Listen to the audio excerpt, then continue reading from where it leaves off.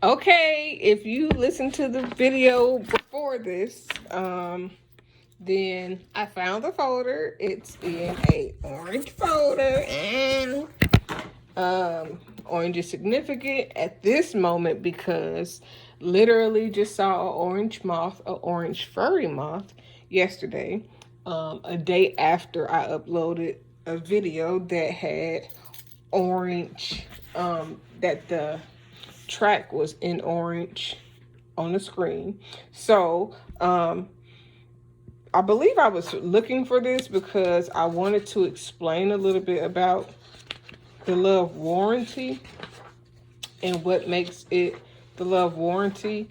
I think that's why I was doing it, looking for this. So there are a lot of sections in the book. The last section is called the love warranty. And I am trying to make sure that, okay. The last section is the love warranty.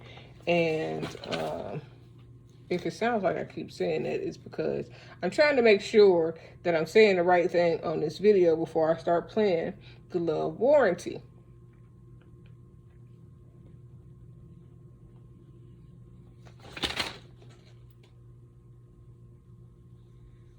So these last couple of chapters of Spiritual Human Behavior helps you understand how love helps and affects the things that you are involved in, how you should base your relationships. I am specifically going to upload portion of the Message Bible, 1 Corinthians chapter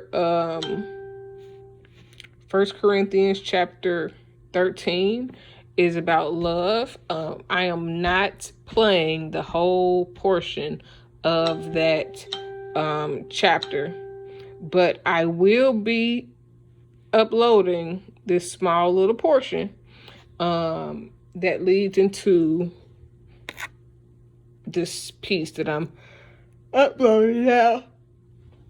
Excuse me. I may, once this is over, I may go back and find a version of the message that allows it to play and allow it to play for you to hear, so that you can hear why it is so important and pivotal, even if you are not a religious person. It gives you a great breakdown and layout of what love should consist of. And then in this particular recording, I also expound a little bit on knowing the difference between love and lust. Now, these are all things that were recorded in 2019, but these are theories that I've been working on since 2012. And these are some very pivotal points that you should hear. Turn it up a little bit. Turn it up a little bit so that you can hear it. Oh yeah, turn it up a little bit so you can hear it. I'm just saying I got the volume going, so you know I'm rolling. And you know I'm freestyling, so I'm gonna stop it. We'll see it all then. See it as clear as God sees us, knowing Him directly as He knows us. But for right now, until that completeness, we have 3 things to lead us towards that consummation. Trust steadily in God, hope unswervingly, love extravagantly, and the best of the 3 is love.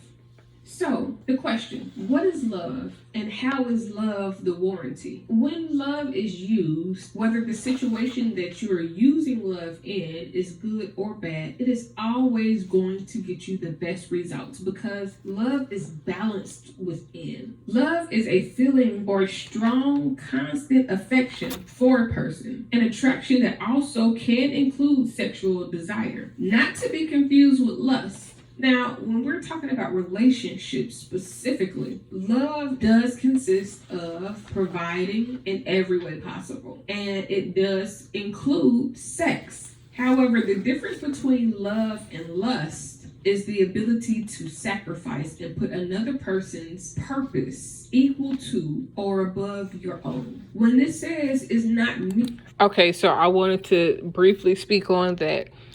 If you understand what your purpose is and you are totally fully aligned with God's whole spirit within you, then your goal should be, or you should be able to fall in alignment, walk into alignment, and gravitate towards people that are purposefully complementary towards what God has called for you to do. Meaning, you should get somebody that's on the same purpose level as your purpose is on. Don't get somebody that's below you or somebody that's too far above you purpose-wise, because you may not be able to handle what comes with their lives based on what's on their mind and in alignment with their particular purpose. If you get with somebody that is beyond you and your purpose and you're trying to keep up with them, or you get with somebody that's below your purpose, meaning they have a different lower consciousness, a lower purpose in the grand scheme of things. It's the best way I could say it. Like, I could try to sound technical, or I could just say my purpose may be greater or lesser than another person's purpose. So if I get with somebody with the purpose that is less than my purpose and can't properly feed into my purpose, then I am doing them a disservice as well as myself a disservice, because there is always going to be more tension, more friction, and more conflict of interest if our purposes don't complementarily align with each other. Like, if I am called to do a certain thing, then my prayer, my hope, my wish, my belief is that I will attract not only a husband, but also friends and business partners that also have similar purposes to mine, or complementary, to where as we're walking in alignment with God's whole spirit, we can also be in alignment with each other. That means that everything that I do complements their purpose, and the things that they do complement my purpose. Not like we had a conflict of interest, like you believe something totally different than I believe, and I believe something totally different than you believe. This is the reason why I kind of be short with people. And I'm not really short with people. I'm very nice. I am accepting. I am loving. I am genuinely a good person. However, I do not seek to be in close personal relationships with people that see life totally different. So if I believe in a certain narrative, and you speak against the narrative that I believe in, even if I don't practice the narrative and I just believe in it because I understand it, then you are going to be a detriment to what I'm called to do, who I'm called to witness to, what I'm called to share and provide. So if you're going to be a detriment, a stagnant point, a like somebody that's constantly fighting the purpose that God placed within me, then I don't want to be around you. I don't want to be a partner. I can support your efforts. I can push you forward in whatever you're doing. I can give you coaching help, because that's what I do. But that difference and variation between our purposes mean that I don't need to be closely connected to you, because you're not going to help me get to the purpose that God placed within me. You're not going to help light that torch, or you're not going to help charge me help me grow in that area. You're not going to push me into God's purpose for me. You'll take me back. You'll pull me back. You'll hold me back. So it's very essential that you befriend, mate with, and congregate with people that have a like-minded purpose. Now, we may not do everything alike. You may have a totally different type of lifestyle than what I have, but that doesn't mean that your lifestyle disqualifies you from being in my life. Now, if your belief system and pattern are completely opposite of what I believe in, then there may be where we have to part ways. Now, I'm saying this because in the last little part it said find somebody that is higher than you, but you don't want to find somebody that's on equal playing field as you, somebody that you can learn from, but they're not so far ahead of you to where they feel like they're dragging you, and nobody that's so far behind you where you feel like you're dragging them. Find somebody that is on the same vibrational wavelength, the same spiritual path, has the same type of complementary thought process. That does not mean we got to think alike. It does not mean we have to act alike. It does not mean that anything other than I don't want to battle with you mentally. I don't want my spiritual and mental and emotional battles to be based on things that you're saying that totally goes against what God has shown me, placed within me, and want me to help others with, if that makes sense. Now, here we go. Me first all the time, or above another person's purpose, equal to or above your own. When this says is not me first all the time, then that means that because I love you, I am going to give you the advantage. And if you love me, then you'll give me the advantage, and we will meet mutually so that we both come together, maybe compromising, maybe agreeing to disagree, but coming together to find the balance and the middle ground for what will allow our love to blossom the most. Now, that's specifically in relationships. Now, it is very important that I speak the difference between lust and love, because a lot of times we tend to meet people and like the person, love the characteristics that we are shown of that person, and think that we are in love with the person when we are just lusting after the things that look good on the outside, the shallow portion of the person. Sometimes we can even learn somebody very deeply and love that person. But it's a difference between I love you, we are purposeful for each other, we were meant and called to be together, to build, to have children, and to stay connected forever, over I love you, we are meant to help each other, we are meant to use our gifts to complement each other and build businesses, build a friendship, and or build something else that does not include romantic sexual relationships. I believe I mentioned this in the previous chapter. A lot of times we meet people, we like people, and we lust for people, and then we assume that it's love because of the sexual exchange, and then we find out that it was just lust because it's not meant, it doesn't last, we don't complement each other, and it's just simply not going to work long term. And it's very important that you are able to see the difference between love and lust, because you could lust after a person that is meant to be your friend for the next 30 years and have sex with them, and then confuse the relationship and mess up the friendship that could have built $1 million businesses, or that could have provided the village for your family at a later point in time. It's very important for you to understand what you don't want in a relationship, so that you understand what and who you do want, or what will be complementary to who you are and what your purpose is in life. Okay, so that pretty much sums it up. The only thing left that I would say is that it is important to make sure that we don't pervert relationships. And when I say pervert, I'm not saying I'm not saying it in a sexual way. I mean that we don't make relationships more than or less than what God wanted those relationships to be. So if God brings you into my life and I'm supposed to be your friend and not your wife, but you try to make me your wife because we cool, because we share some interest, because it's me,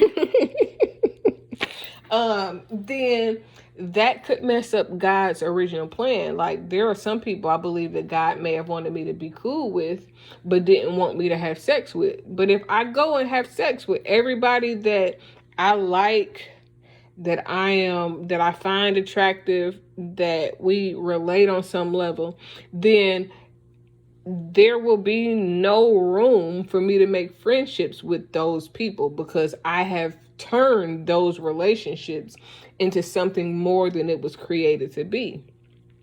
However, if if I get acquainted with you and I begin to like you and I begin to learn you and I fall in love with aspects of you that are healthy, and we begin to be friends, and it never goes beyond us being friends because we make good friends, then that may be a solid relationship that's supposed to last for 30 or 40 years, that does not have to be sexual. I think that we get a misconception largely that every relationship that we have, every good relationship, every cohesive relationship, every friendship is supposed to be sexual.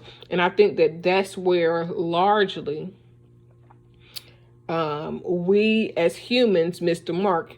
There are promiscuous white people, there are promiscuous black people, there are promiscuous Asian people, there are promiscuous Spanish and Latino people. There are promiscuous people all over the world, unless they've been taught not to be promiscuous and to seek friendship over sexual related relationships.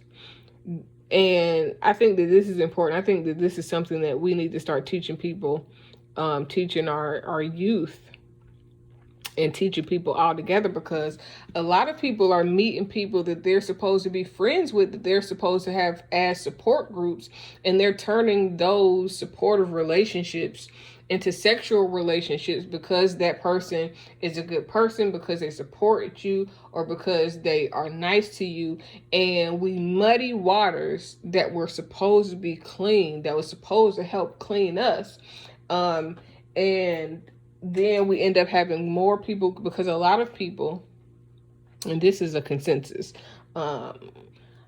just on people in general, if you talk to a lot of people, they can't be friends with people that they've dated, that they've liked, or they consider a quote unquote ex, because the relationship 9 times out of 10 was not based on, we've been friends, I know you, I like you, I love you, let's date. And if it doesn't work out, we can still remain friends, because our relationship was not based on just dating, just sex, or just any one small thing. It was an overall collection of our encounters that blossomed into something more. But if we have sex with everybody that God created to be our friends, or people that are supposed to turn into family, then we will diminish the relationships that were supposed to sustain us through the course of life, versus you know, not having nobody. We won't have any. A lot of people won't have the type of support that they need, because they're sleeping with people that God intended to help them, people that God intended to be their friends, people that God intended to support their mission, their life, their purpose. And then once you have sex and things don't work out, now you've ruined the relationships that God wanted to use to bless you with. And one of the goals was spiritual human behavior, and just becoming more self-aware is making sure that we keep solid relationships solid, and learn that we don't have to have sex with everybody that we have a spiritual, purposeful connection with. Some people we are supposed to have a connection with so that we can have a foundation for support, not for sexual relations. I hope this helps you. If it does, wink at me or something. Do something so I know you've heard it.